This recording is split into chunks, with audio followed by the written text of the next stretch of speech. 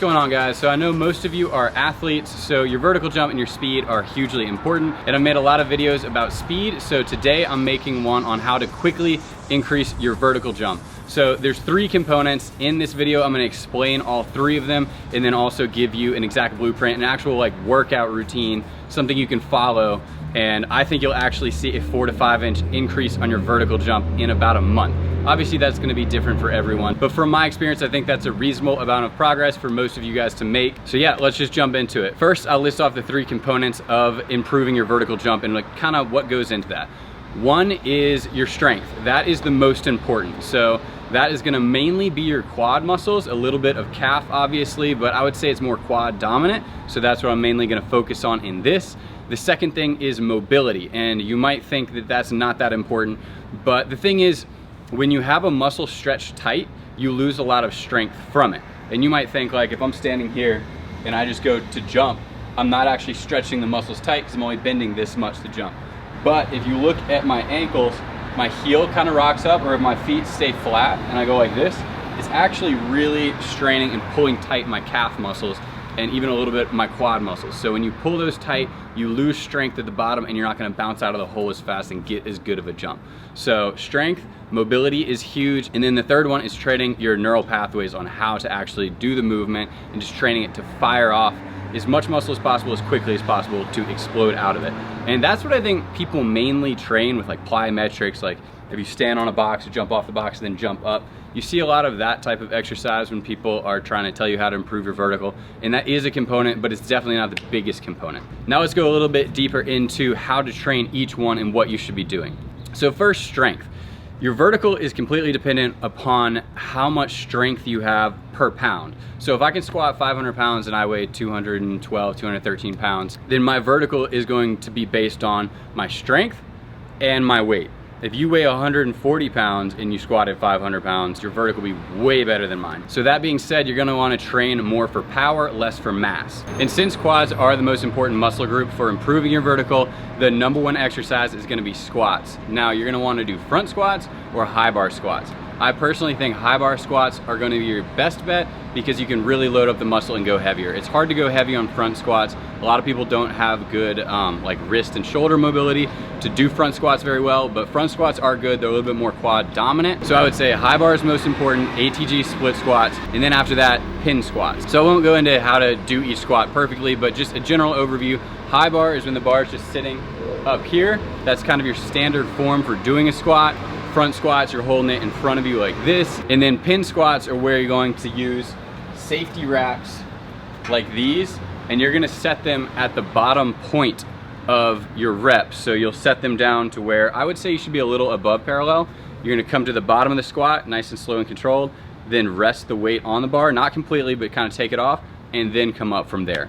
So you really have to stop that momentum and then regain all of your strength from the bottom. It's a good way to train explosiveness from the bottom of the hole. And I also mentioned ATG split squats, so I'll set the camera up real quick and show you what that looks like, because that's a little bit more complicated. It's gonna be like, kind of like a single leg lunge, but you're gonna have your front foot way further out. So I'll show you that real quick. Now you can use dumbbells for this or a barbell. I'd recommend starting with dumbbells because it's a lot more stable. This is kind of difficult. And you're going to want, when you do the rep, to have your back leg in a straight line at the bottom of the rep. You can rest your knee on the ground if you need to at the bottom, just to kind of re-stabilize. But yeah, this is what it should look like. And you should feel a stretch at the bottom of the rep. This is really working those muscles, especially your quad muscles, with them under a lot of stretch. So that's kind of why these are so great. And you want that front foot as far forward as possible without the ankle lifting off the ground. So I'll back up so maybe, I don't know if you can see it from that angle.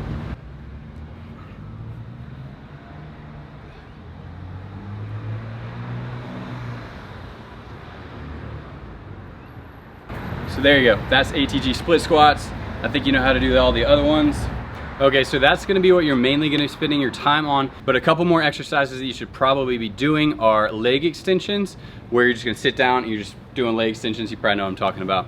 And then also calf raises. But if you're gonna do calf raises, I have to warn you, if you play sports after that, you're sprinting, anything like that, you're gonna be way more likely to kind of get shin splints or just sprain something. So be careful not to train your calves hard and then go play basketball or football or anything like that. And then the last one, this isn't so much for building strength as it is training your nervous system, like I was talking about before. You're gonna get a box, so maybe about 1 foot to 2 foot, not anything too high, about this tall. You're just gonna stand on top, you're gonna step off, and as soon as you hit the ground, you're gonna jump. And what that's gonna do is just overload your muscles, get them used to that heavier force pushing out of the jump. So that'll be really good. Do some of those. You don't need to do a lot. That's more just for, like I said, training the nervous system. And then if you're training specifically for like a standing vertical jump, then do a few of those just because you wanna get your body used to that movement. And when you do a vertical jump, you don't have to bend down too much. That's a mistake a lot of people make. If you're standing sideways like this, you want your feet shoulder width apart. Your heels can't come up, you can't move your feet if they're gonna test you. If they see you move your feet at all, they're gonna disqualify it. So you're gonna stand like this, come down, throw your arms back as hard as you can, and then you really use your momentum of your hands to throw your body up into the jump. So throw in a couple of those, that'll help get you used to the form. And I'll throw up on the screen right now or at the end of the video a full workout routine that you guys can follow, because I think that's easier. I don't wanna go into like how many sets and reps of each one right now, because that'll be confusing. So having it written down, I think will be better. You guys can screenshot it. So yeah, if it's not here, wait till the end of the video and I'll put that up. And now the last thing that I want to go over is mobility. Mobility is huge. When I've improved my flexibility, 1, I feel better. 2, my speed increases, change of direction feels better. I feel quicker out of cuts, and my vertical actually goes up. So I'm gonna show you a couple of my favorite stretches that I think specifically will help with your vertical jump. The first one is gonna be targeting your calves, because that is what's most tight when you bend down to jump. So you just need something to put your foot up on, I'd say between 1.5 and 3 inches, or even you can stand on the edge of stairs and do it, but just put your foot up on it like this, bend your knee forward until you feel it really stretching out the calf. And you can do PNF stretching, which is gonna be more effective. So you're gonna get in this stretch, hold it for 30 seconds, then kind of resist against it, like flex your calf and push. Hold that for about 10 seconds, release, and then try to slowly push deeper into the stretch. And you should do each one of these stretches like that, and I would say for a minimum of 2 minutes per hold.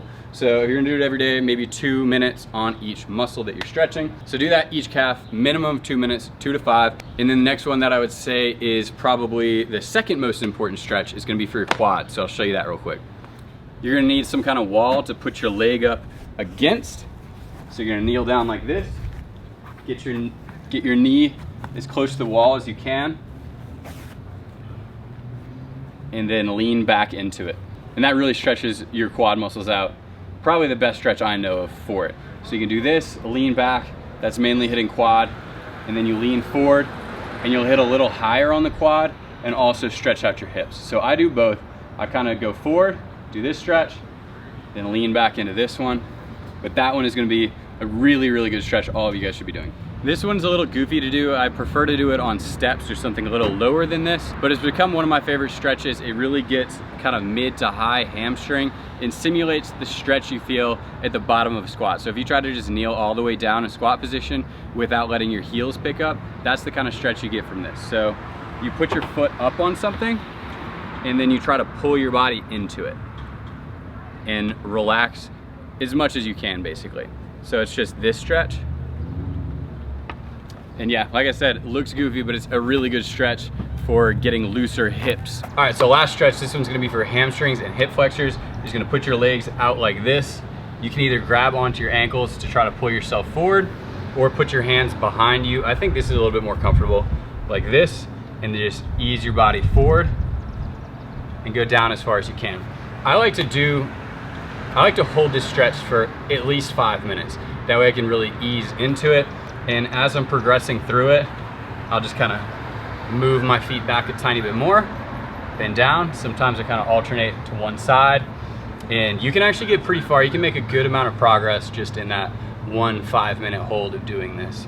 All right guys, so that covers all three: the strength, the mobility, and training your nervous system for the actual movement of jumping. So I can't promise you that you'll all get a 4 or 5 or even more inch increase within 30 days on your vertical, but I can promise you if you follow this program, your vertical will absolutely increase. So I'll put those programs here. So yeah, if you're a serious athlete, guys, give this a try, follow it for at least 1 month, and then come back to the video, comment on it, and let me know how it worked for you. I'd be really curious to hear y'all's results. And so the last thing I'll mention is if you wanna help support me and then also really take your training to the next level, give TestMax HD a try. It's a supplement. It's marketed as a test booster because it does obviously increase your test, but it's also an overall performance boosting supplement. It's got nitric oxide boosters, as N-acetylcysteine, has a bunch of good stuff that's gonna help you recover faster, build endurance, all that good stuff. So give that a try. It's 100% natural, no pro hormones, SARMs, or anything like that. Nothing in it is banned or restricted under any sports organization. So yeah, with that, hope you enjoyed the video. Thanks so much for watching, guys. Don't forget to hit the like and subscribe button so you can see all my new content coming out. Thanks again, and I'll see you next time.